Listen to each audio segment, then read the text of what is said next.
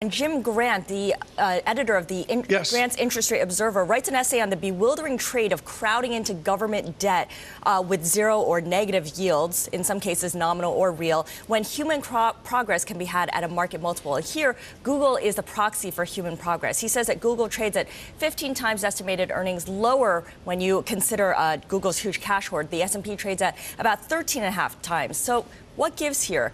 Jim Grant says maybe considering Spain and China, Stockton, California, and the fiscal cliff, LIBOR and Dodd-Frank, Obama and Romney, Google is properly valued. It's the rest of the market that should and will adjust to the downside.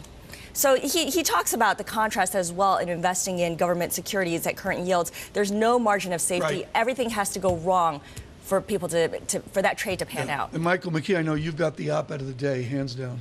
Yeah, Otmar Issing, the former chief economist at the ECB. The big story today is the ECB, what it's going to do this week.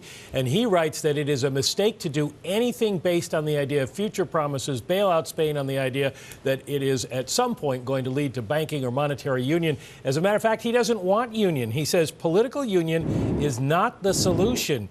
A monetary union of sovereign states cannot function without the principle of no bailout, which means that every country is responsible for its policies. Mario Draghi is talking about taking some action this week, but clearly the Bundesbank is not on board. Quickly, what does this mean for those of us in the United States?